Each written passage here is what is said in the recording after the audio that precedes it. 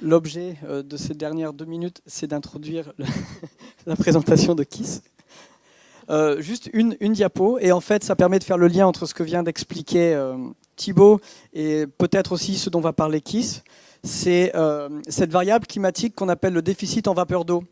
De la même façon que Thibaut expliquait qu'on essayait de limiter le potentiel d'évaporation de l'eau d'application, en fait, on a toujours ce dilemme entre température et humidité relative qui, toutes les deux, contribuent à augmenter le pouvoir de succion de l'eau par l'air.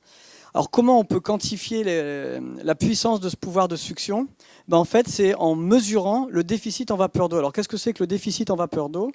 C'est la pression qu'il faudrait appliquer à 1 litre d'air liquide pour faire apparaître la première goutte d'eau vapeur, pour faire apparaître la première goutte d'eau liquide. Donc, ça permet de bien distinguer une situation telle que celle qu'on aurait en Thaïlande, où l'air est très chaud, mais en fait, vous mettez du linge dehors, il ne sèche pas parce qu'il est très humide, d'une situation où on aura peut-être un petit peu moins de chaleur, mais beaucoup moins d'humidité, un air beaucoup plus sec, et en fait la pression de succion de l'air va faire que votre linge va sécher beaucoup plus vite. Le VPD, c'est ça.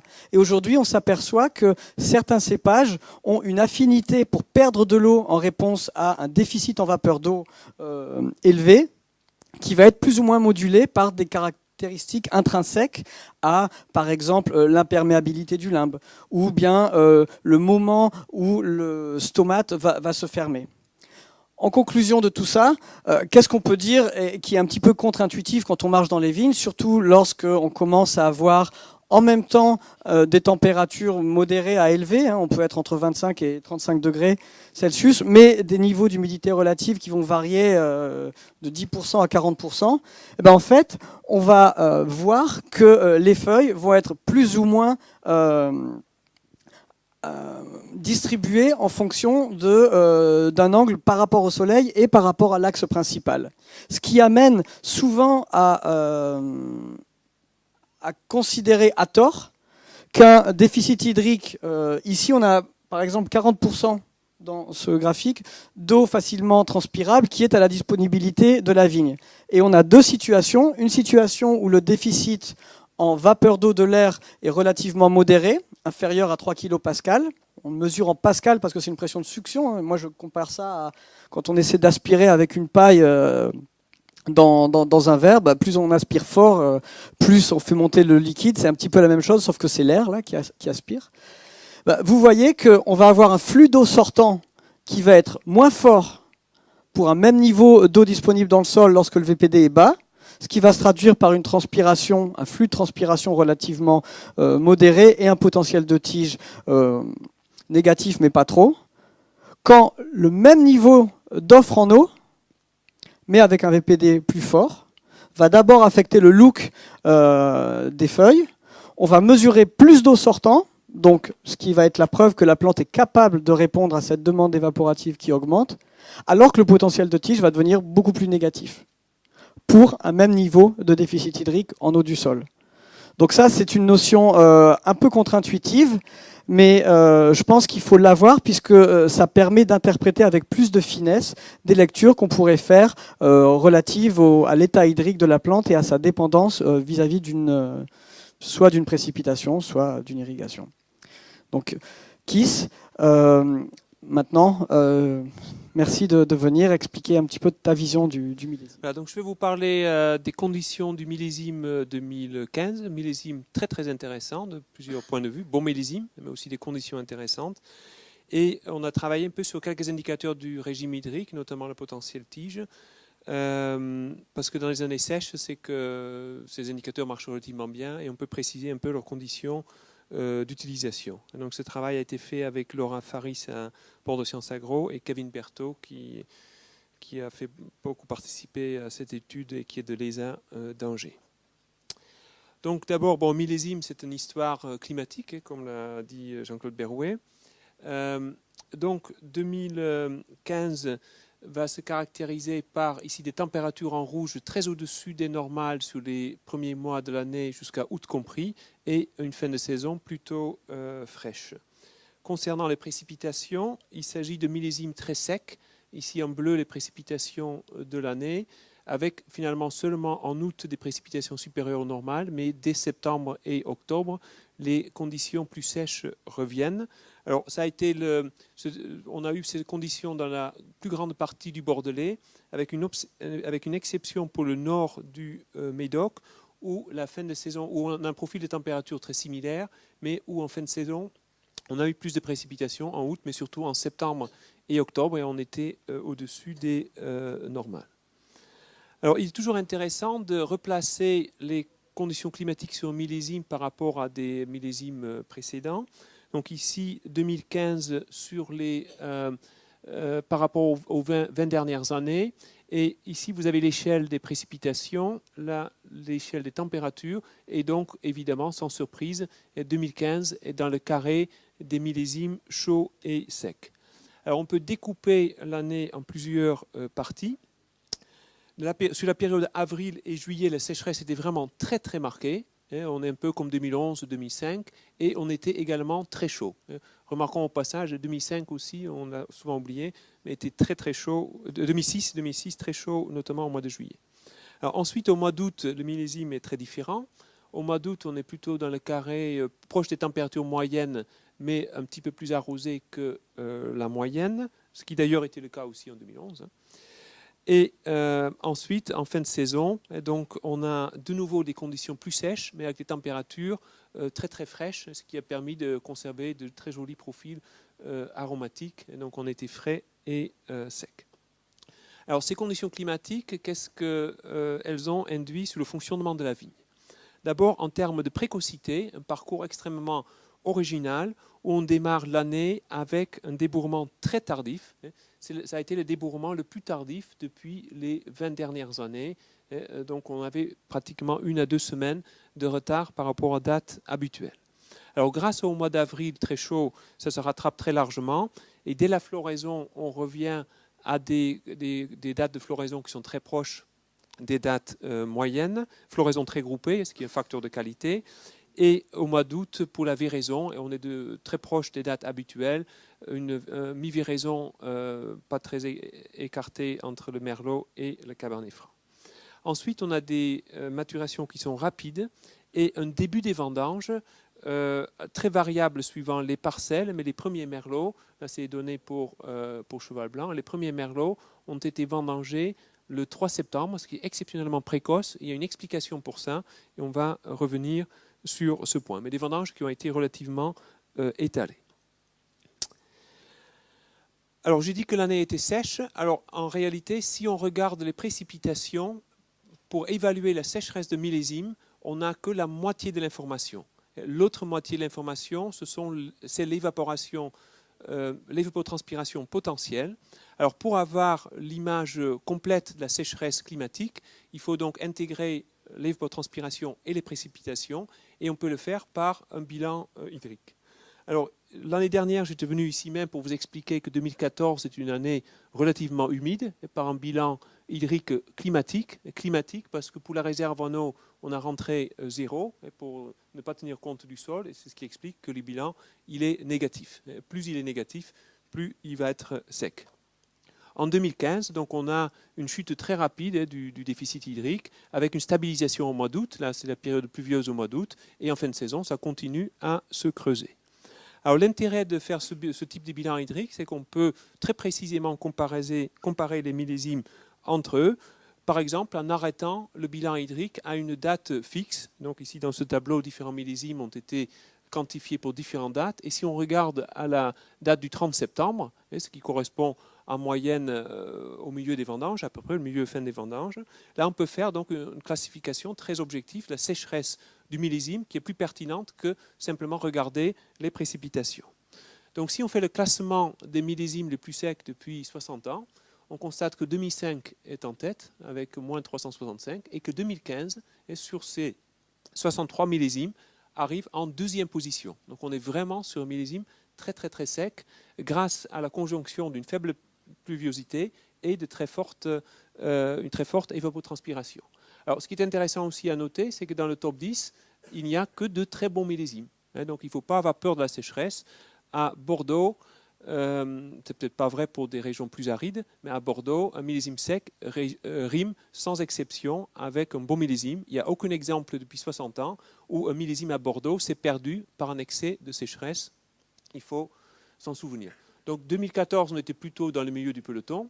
Et si on regarde les millésimes très humides, Jean-Claude Berrouet en a cité quelques-uns, 60, 92, 63, 65, 63, 69, 58 et 68, c'est que des millésimes très très médiocres.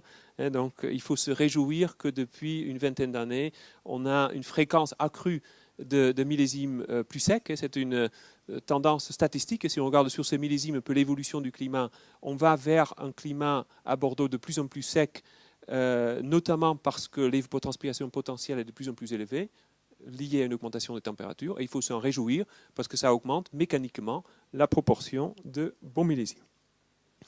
Alors, un bon outil pour suivre avec précision le régime hydrique de la vigne à l'échelle parcellaire est le potentiel tige. Et donc, quelques données sur l'évolution du potentiel tige comparé entre 2014 et 2015. Donc, sur le potentiel tige, pour ceux qui ne sont pas familiers avec son utilisation, donc on mesure le potentiel de l'eau dans les tiges de la vigne, et plus c'est négatif, plus il y a des contraintes hydriques. Alors, en moins 15, on commence à vraiment avoir des déficits hydriques très très marqués. À moins 9, moins 10, on a des petits déficits hydriques, et à moins 5, moins 6, on est en l'absence totale de déficit hydrique.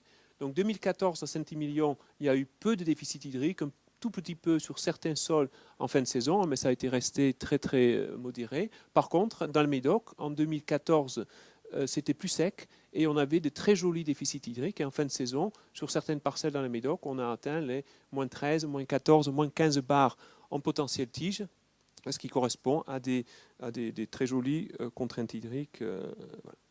En 2015, donc, on a un parcours hydrique qui est très original, parce qu'on a donc, grâce à la sécheresse précoce de l'année, on a eu des déficits hydriques qui sont creusés très tôt. Ensuite, ici, les pluies du mois d'août qui, sur certaines parcelles, ont fait une réaction, ont fait remonter le potentiel. Et en fin de saison, de nouveau, la sécheresse avec le potentiel qui rechute de nouveau. Donc ici, ce sont des données sur des parcelles à Saint-Émilion sous différents types de sols. Et donc, il y a évidemment aussi un effet du sol. Et la réserve en eau du sol va jouer. Et la courbe en bleu, c'est une parcelle de Merlot sur Grave avec une très faible réserve en eau, donc qui est très très réactif aux conditions climatiques. Dès qu'il fait sec, le potentiel chute. Dès qu'il repleut, la vigne réagit. Et quand il fait sec de nouveau, ça chute de nouveau. Vous allez garder un peu en tête ce parcours hydrique parce qu'on va ensuite analyser les dynamiques de maturation sur cette parcelle. Ça a été tout à fait intéressant à observer. Alors, donc, dans le Nord-Médoc, à Saint-Estèphe, là, des données de la Font-Rocher, où on a, logiquement, avec plus de précipitations, moins de déficit hydrique, et on descend péniblement, là c'est un mégapascal, donc il faut multiplier par 10, c'est à moins 10 bars, et avec les pluies, on remonte complètement à l'absence de déficit hydrique, moins 5, moins 6 bars, pratiquement jusqu'à la fin de la saison. Et donc, il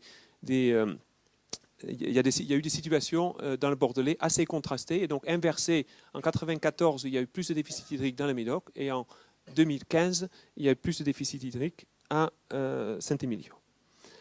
Alors, une des fonctions de la vigne qui est le plus sensible au déficit hydrique, c'est la croissance des rameaux. C'est comme pour vos plantes d'appartement, quand vous arrêtez les arroser, ils s'arrêtent de pousser.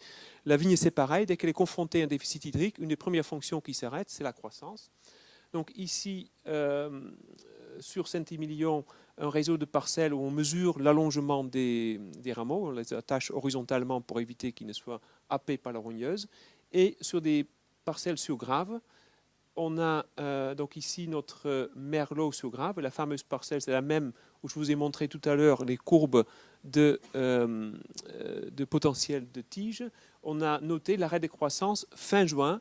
Et personnellement, en plus de 25 ans de mesure, je n'avais jamais vu des arrêts de croissance à Bordeaux au mois de juin. Alors évidemment, sur les parcelles où il y a plus d'eau, ici ce sont des parcelles avec beaucoup plus d'eau, la croissance continue jusqu'à la fin de la saison.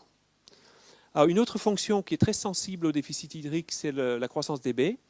Et donc les années à déficit hydrique précoce sont systématiquement des années à petite baie. et 2015 ne fait pas exception. Alors, notamment le merlot était très réactif cette année à la contrainte hydrique, et on a pu observer sur un réseau de parcelles, donc toujours à Saint-Émilion, des baies de merlot de 1,2 g, ce qui est particulièrement petit, et notamment par rapport à 2014, la différence est flagrante, et l'explication, c'est tout simplement dans la différence de régime hydrique. Alors, en termes de composition du raisin à maturité, alors ces conditions ont engendré des raisins qui sont relativement sucrés. On n'a pas battu des records, et puis heureusement, parce qu'on ne cherche pas forcément des degrés très élevés, mais on est dans la bonne moyenne, avec en particularité peu de différence entre Merlot et Cabernet Franc, et par exemple bien plus élevé que 2013 et 2014. La teneur en acide malique est un excellent indicateur du niveau de maturité du raisin, et un raisin très mûr est un raisin qui contient peu d'acide malique, et la contrainte hydrique induit souvent un bon niveau de maturité avec des teneurs en acide malique qui sont faibles.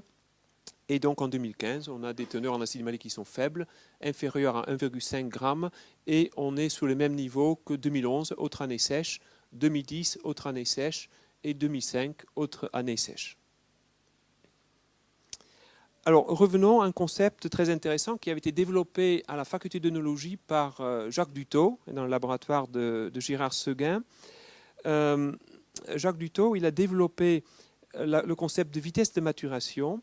Donc, il était parti de l'idée que la maturité technologique peut être déterminée par le rapport sucre sur acidité, et il a trouvé que ce rapport sucre sur acidité évolue d'une façon parfaitement linéaire pendant les 4 semaines qui suivent la mi-véraison. Donc, quand on commence à faire des prélèvements très tôt, sur les 4 premières semaines, le rapport sucre sur acidité évolue de manière linéaire, et la pente de cette droite exprime la vitesse de maturation. Donc une pente élevée, ça veut dire que les raisins mûrissent rapidement, et une pente faible, ça veut dire que les raisins mûrissent lentement. Alors évidemment, la température va aussi influencer la vitesse de maturation, mais si on veut faire abstraction de l'effet des températures, il suffit d'exprimer l'axe des X par une somme thermique plutôt qu'au par des jours, et comme ça on fait parfaitement abstraction de l'effet des températures. Alors, l'année dernière, je vous avais parlé qu'une des particularités de l'année 2014 était une maturation très lente, parce que la vigne avait eu peu de contraintes hydriques, tout au moins à Saint-Émilion. La croissance des rameaux s'était poursuivie tardivement dans la saison, et les baies étaient grosses. Et donc, je vous avais montré ces courbes, et donc les 4 rapports sucre sur acidité, les 4 premiers points après la mi-véraison, la droite, et l'équation de la droite, y égale ax plus b, où la vitesse de la pente est C1, et donc ça c'est la vitesse de maturation, donc ici sur 3 sols différents, globalement, donc retenez ces chiffres-là autour des pentes autour de 1 ou légèrement inférieures à 1. Sur les mêmes parcelles exprimées de la même façon en 2015, voilà les vitesses de maturation. Donc on est sur des pentes de 1,25 à 2,28, ce qui est extrêmement élevé. Donc des maturations très très très rapides en 2015. Alors en 2014, ces maturations lentes avaient donné lieu à des durées entre mi-véraison et récolte extrêmement longues, 61 jours en moyenne pour ces parcelles en 2014. Pour les mêmes parcelles dans la même propriété, cheval blanc pour ne pas le citer, la durée moyenne était de 45 jours, et tout simplement parce que la vitesse était beaucoup plus rapide. Et donc, cette parcelle sur le sol graveleux, avec ce régime hydrique tout à fait particulier, contrainte hydrique précoce, pluie pendant le début de la période de maturation, ce qui avait boosté un peu la photosynthèse, et contrainte hydrique nouveau en fin de saison, on a battu tous les records en vitesse de maturation, des 2,2 de vitesse de maturation, j'en avais jamais encore vu. Et donc, logiquement, cette parcelle a été vendangée à 31 jours après la mi-véraison. C'est aussi un record. Je n'ai jamais vu à Saint-Émilion une parcelle vendangée 31 jours après la mi-véraison, mais parfaitement mûre. Et c'est une parcelle qui va intégrer le premier vin de cheval blanc. Donc, ça montre bien que des outils comme ça peut être intéressant de suivre les dynamiques de maturation. Il y a souvent parmi les œnologues des gens qui sont plutôt partisans des durées viraison-récolte importantes, d'autres qui veulent vendanger plus précocement. Je pense que la vérité est un petit peu entre les deux. Et il faut moduler les durées véraison-récolte, surtout à ce type de caractéristiques et à ces vitesses de maturation. Quand ça mûrit vite, mais il faut vendanger rapidement, il ne faut surtout pas laisser s'installer la surmaturité, surtout sur Merlot. Mais par contre, quand ça mûrit lentement, il faut se donner le temps. Et surtout en 2014, c'était parfaitement possible. Donc ce parcours hydrique très original a permis un arrêt des croissances précoces, des baies qui étaient plutôt petites et des maturations rapides. Donc ça explique que 2015 est une année relativement précoce, malgré un débourrement extrêmement tardif. Comme la fin de saison a été très fraîche, enfin assez fraîche, mais sans beaucoup de risque de botrytis, on a pu laisser mûrir tranquillement à la fin. On a des très jolis profils aromatiques avec peu ou pas de goût herbacé. Ces conditions de fin de saison ont aussi été très favorables au blanc sec. Il y a eu quelques pluies très bienvenues pour la production de sauternes, donc il y a de très très jolis liquoreux aussi. Donc je pense qu'on peut parler pour 2015 véritablement d'un grand millésime pour le Bordelais.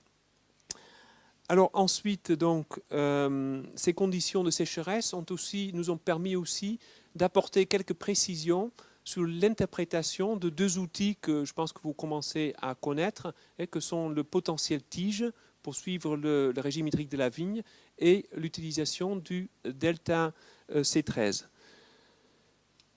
Donc, ce sont deux outils que nous avons développés dans le début des années 2000 et qui commencent petit à petit à diffuser dans la pratique, dans la profession. Et quand on décortique l'évolution de millésimes, on voit quand même qu'à chaque fois, les conditions de régime hydrique expliquent quand même beaucoup de choses. Et donc, je pense qu'au niveau de la propriété, on a intérêt à connaître le régime hydrique de la vigne, tout comme on fait des analyses pétiolaires et de limbe pour connaître l'état nutritionnel. Je pense que sur une propriété bien gérée, on doit connaître sur différentes parcelles le régime hydrique de la vigne. Alors donc on a aujourd'hui deux outils particulièrement performants à notre disposition, que sont le potentiel de tige et le delta C13. Alors par contre, comme pour tout outil, il y a un certain nombre de précautions à prendre pour leur interprétation. Alors pour le potentiel tige, donc c'est un très bon indicateur de l'état hydrique de la vigne, mais l'état hydrique de la vigne un jour donné dépend à la fois de la disponibilité en eau dans le sol, de l'eau qui reste dans le sol, mais aussi des conditions climatiques du jour de mesure. C'est dont parlait Thibaut tout à l'heure, notamment les effets climatiques comme le rayonnement, la température et le VPD. Alors, très souvent, quand on fait ce type de mesure et quand on veut comparer entre propriétés, entre parcelles, entre millésimes, on est surtout intéressé de connaître l'effet de la disponibilité en eau du sol sur la mesure. Et finalement, l'effet des conditions climatiques du jour de mesure sur l'état hydrique de la vigne, c'est bien sûr une réalité. La vigne va percevoir ces conditions.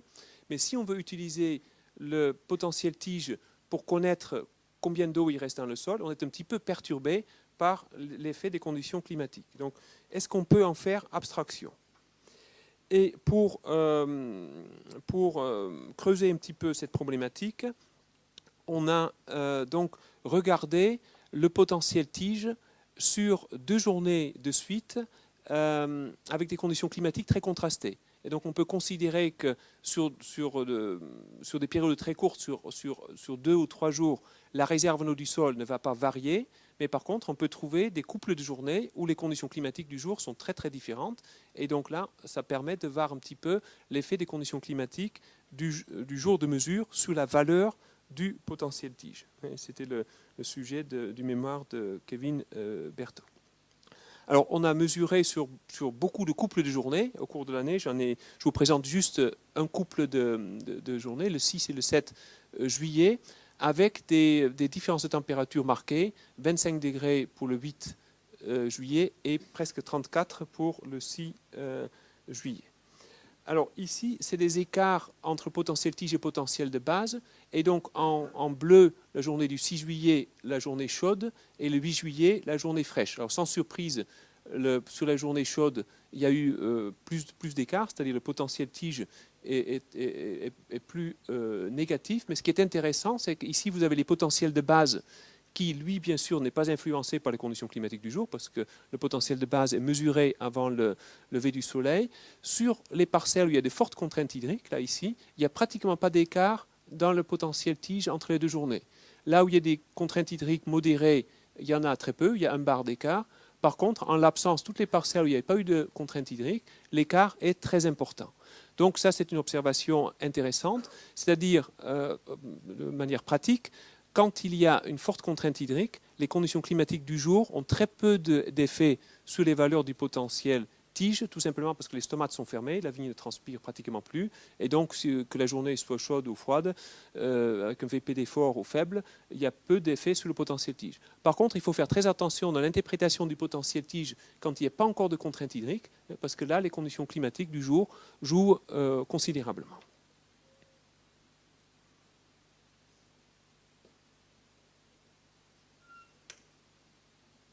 Alors, donc ce travail va se poursuivre et on va essayer de modéliser l'effet des conditions climatiques du jour pour vous proposer une correction et pour revenir dans des conditions standards pour faciliter un peu l'interprétation des valeurs du potentiel tige. Aujourd'hui, on conseille de faire le plus possible ces mesures dans des conditions climatiques un peu moyennes, entre 25 et 30 degrés, donc éviter des journées trop fraîches et des journées trop chaudes, mais on va essayer donc de vous produire une correction, est possible, sur les valeurs du potentiel tige.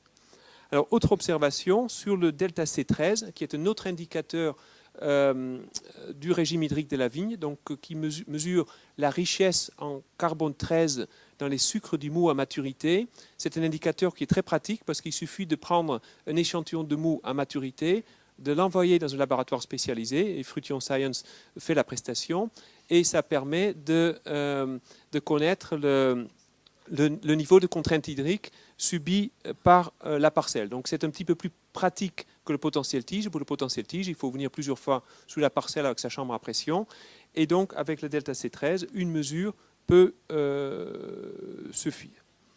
Alors notamment, ça permet de multiplier le nombre de parcelles suivies, parce qu'avec une chambre à pression, on est vite limité. On peut difficilement faire plus entre 6 et 10 parcelles sur une propriété. Après, ça devient très contraignant. Sur le delta C13, si vous voulez tous les ans mesurer la contrainte hydrique subie par toutes vos parcelles, il suffit d'envoyer un échantillon de mou à maturité et vous avez une valeur. Alors, évidemment, comme c'est une mesure, ça a aussi des limites. Et donc, les conditions particulières de 2015 ont permis de préciser un peu les limites de l'utilisation. Et c'est pour ça que je vous mets en vis-à-vis le delta C13 mesuré en 2005 et en 2015. Alors, 2005 était une année sèche du début à la fin. Il a fait hyper sec tout le temps. Et en 2015, il y a donc eu cette période de pluie exactement au moment de la véraison. Alors normalement, quand on vous conseille de faire un delta C13, on vous conseille de le faire sous le dernier prélèvement avant maturité et d'envoyer l'échantillon au laboratoire. Alors nous, on s'est amusé à faire des mesures de delta C13 toutes les semaines entre la mi-véraison et la maturité pour voir un petit peu comment le delta C13 évolue au cours de la période de maturation. Donc en 2005, année très sèche, et donc ici la mi-véraison, on a déjà des valeurs, alors sous l'échelle, plus on a des valeurs faiblement négatives, plus c'est sec. Et donc à moins 19, moins 20, c'est hyper sec. Et à moins 26, moins 27, on est très humide. Et donc l'interprétation, c'est l'inverse du potentiel tige, où plus c'est négatif, plus c'est sec. Pour le delta C13, moins c'est négatif, plus c'est sec. Et donc en 2005, on voit que sous les premiers prélèvements, le delta C13 augmente un petit peu, donc vers des valeurs plus sèches. Et à partir du 4e point, ça se stabilise. Alors en 2015, on a l'évolution inverse. Sur les 4 premiers points, ça baisse et à la fin, ça stabilise. Alors ça peut parfaitement s'expliquer par les conditions climatiques de 2 millésimes. En 2005, on avait de plus en plus de sécheresse. Donc pendant que le sucre était en train de s'accumuler dans les raisins, ce sucre était de plus en plus chargé en carbone 13 et donc on allait vers des valeurs de moins en moins négatives. En 2015, on avait donc une forte sécheresse juste avant la véraison. Au moment de la véraison, il s'est mis à pleuvoir. Donc au début, les raisins sont chargés avec des des sucres très riches en carbone 13, donc des valeurs faiblement négatives. Et puis ensuite, donc pendant la période de maturation, ce déficit hydrique s'est un petit peu atténué pour ensuite se stabiliser.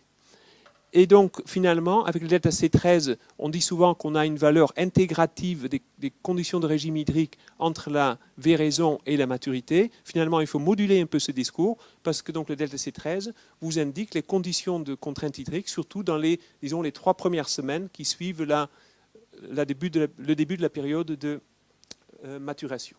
Alors, un autre enseignement qu'on peut tirer de ces courbes, c'est que finalement, habituellement, on vous conseille de faire le prélèvement sur le dernier prélèvement avant maturité. On peut avancer le prélèvement, puisque dans les 4 dernières semaines, ça n'évolue pratiquement plus. Et donc, dès 4-5 semaines après la mi-véraison, on peut faire le prélèvement, on peut l'envoyer au laboratoire. Et bon, pour l'instant, il n'y a pas encore un flux d'analyse suffisante pour avoir vraiment une chaîne d'analyse très rapide. Mais j'espère que cette mesure va se démocratiser et que dans quelques années, on aura des laboratoires qui sont suffisamment réactifs pour avoir le résultat, disons, dans 15 jours ou 3 semaines, ce qui permettrait d'avoir le résultat au moment de la récolte. Donc, par exemple, pour la conduite de vinification, on pourrait moduler la conduite de la vinification par rapport à la contrainte hydrique subie par la parcelle. Donc, en conclusion, le 2015 donc, confirme que les conditions d'alimentation en eau sont très importantes sur la qualité.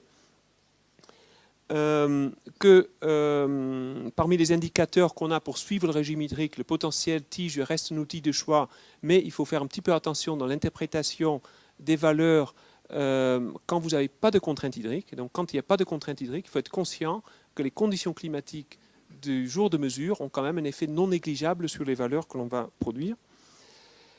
Et donc le delta C13 reste un indicateur très intéressant et qui intègre le niveau de contrainte hydrique subi par la vigne dans les 3-4 semaines qui suivent la mi-véraison. Et finalement, c'est d'autant plus intéressant parce que c'est une période clé pour la qualité. Donc ça reste un indicateur qui est extrêmement intéressant pour le suivi du régime hydrique de la vigne.